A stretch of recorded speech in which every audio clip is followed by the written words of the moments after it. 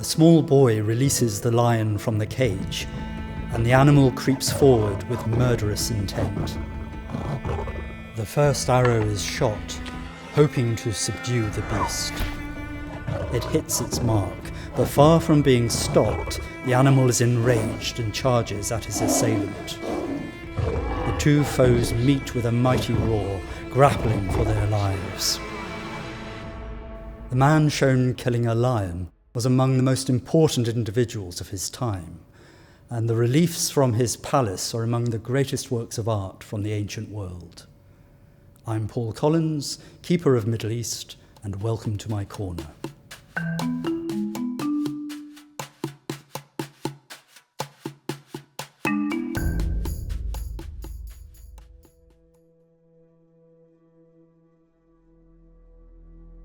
These great slabs of stone carved in relief once lined the walls of an enormous palace at the site of Nineveh in what is today northern Iraq.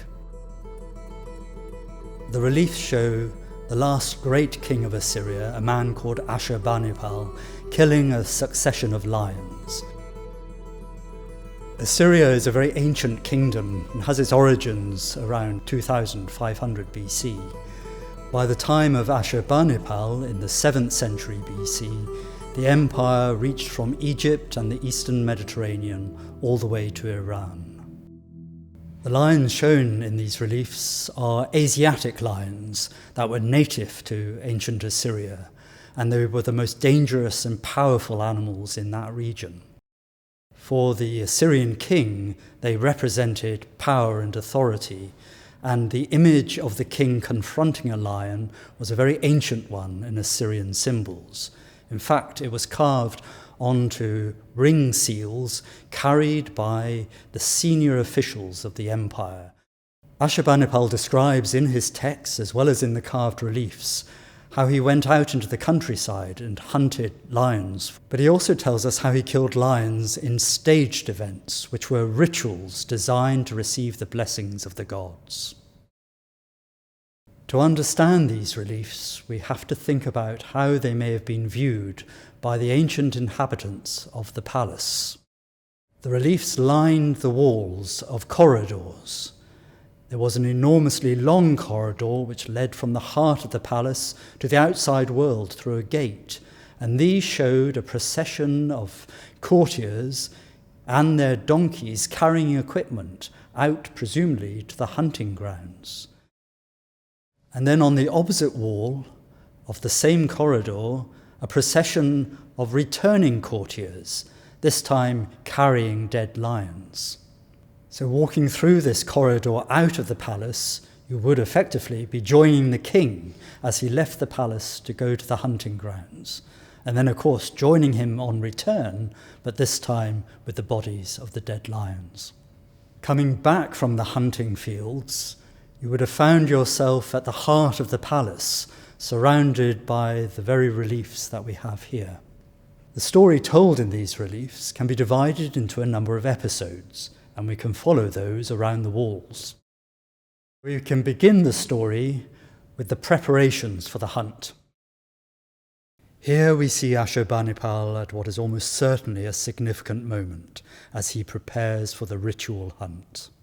The king stands in his chariot, but he's sheltered from prying eyes by courtiers holding screens. Magnificent horses are brought to the chariot along a road lined by soldiers, and two of the horses are reversed into the chariot, one resisting. These carvings are superb, and we see the musculature of the groom's arms straining as they push the horses into place. The king is easily identifiable by his very tall crown. The king is joined in the chariot by his driver and other officials who will act to protect him during the hunt.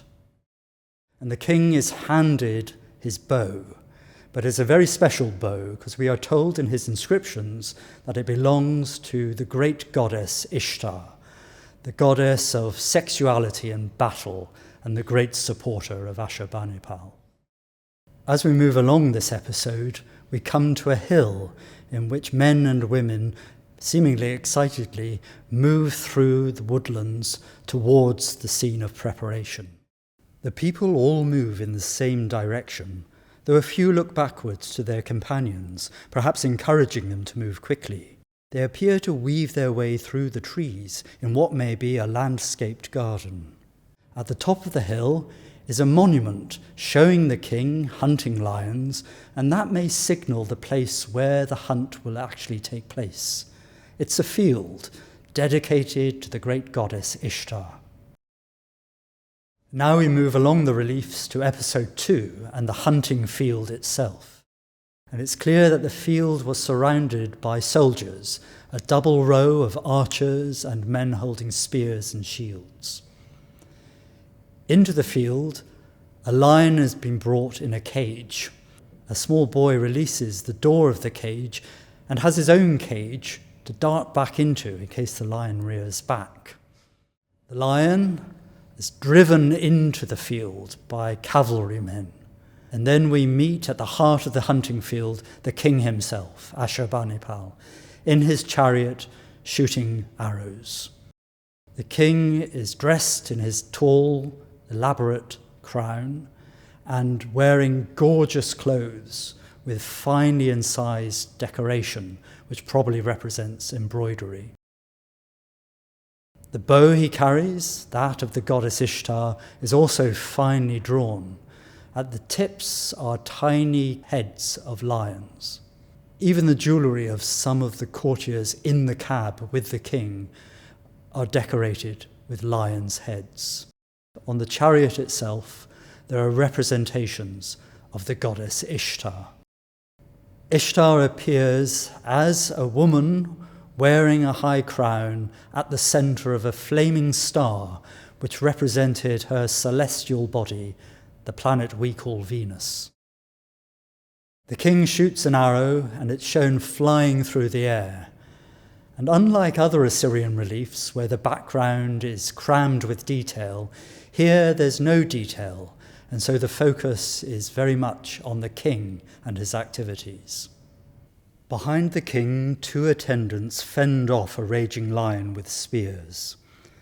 The bearded man is probably a member of the nobility, whereas the beardless man is a eunuch, unable to produce a family to rival the king. Both were senior members of the royal court and thereby trusted to join the king in the hunt. And all around the king are lions. Some are dead, some are dying, both male and female animals. There are 18 lions in total, and we know from a text from the time of Ashurbanipal that there was a ritual in which 18 lions were killed, probably to magically protect the 18 gates into the city of Nineveh. So Ashurbanipal killing these lions protects both his city, but by extension his empire, and receives the blessing of the gods. These lions may have been raised from cubs. We know from inscriptions that the Assyrian kings went out into the countryside and gathered animals into essentially zoos. The lions that haven't been killed rush towards the edge of the hunting field, where they meet the lines of soldiers, who now raise their spears and are joined by mastiffs and their handlers to turn back the lions into the field where they'll be slaughtered. These soldiers mark the edge of the hunting field, but also the end of episode 2.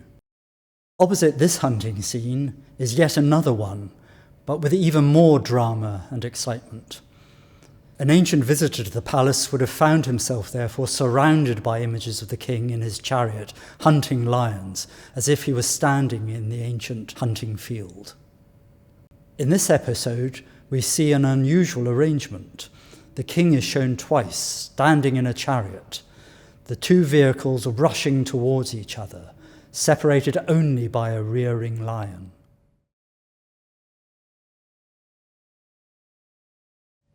In one chariot, the king kills lions using a sword, and in the other he uses a spear. So along with the bow that he'd used in episode 2, he's demonstrating himself as the master of all weapons. The king is surrounded by dead and dying lions. A lioness has been pierced by an arrow which has broken her spine, and she drags her paralyzed legs in agony. This is cruel and brutal to our eyes, but for the Assyrian king it was an expression of his great power, a demonstration of the defeat of his enemies. The lions also represent untamed nature, and so the king confronting them and killing them is his attempt to control the forces of chaos.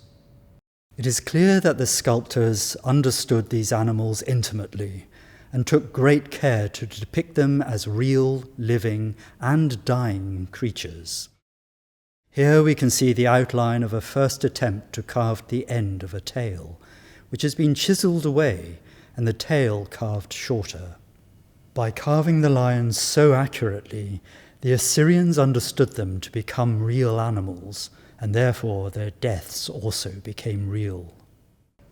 What's really interesting here is that the artists may have conflated two stories. When Ashurbanipal kills a lion with a sword, he wears the same jewellery as in the preparation scene, a double ring armband with a rosette, a symbol of the goddess Ishtar. However, if we look at the armband the king wears while using a spear, it is a different shape, but the same as the one he wears while shooting arrows in episode 2. It seems unlikely that Ashurbanipal would have changed jewellery halfway through a hunt, and this suggests that we may be looking at two separate ritual encounters with lions, in which the king wore specific jewellery. Perhaps the events took place at different times of the year, but here time has been compressed into one truly dramatic spectacle. So these reliefs show the Assyrian Empire at its greatest, the Assyrian king controlling the forces of nature and dominating a region from Egypt to Iran. Within 20 years of the death of Ashurbanipal, however, the Assyrian Empire collapsed. It was invaded by armies from Babylonia to the south and the Iranian Medes to the east.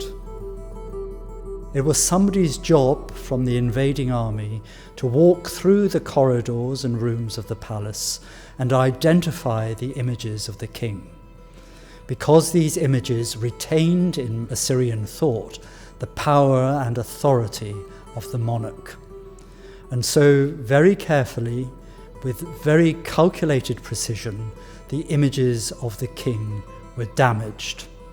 And in this particular example that we showed at the very beginning of this film, we can see how the grip of Ashurbanipal's sword has been cut, his arm holding a lion has been severed, releasing the animal back to freedom, releasing them from the grip of Assyrian power. Nineveh was then abandoned, and the mud brick walls of the palace crumbled and decayed, burying these reliefs, and they lay underground for 2,500 years before they were excavated, and once again the power and splendour of Ashurbanipal's lion hunt was revealed to the world. Next week, we are moving from Assyria to South Asia for the Curator's tour of our Ancient India exhibition. If you're new here and want to see more, this playlist is a great place to start.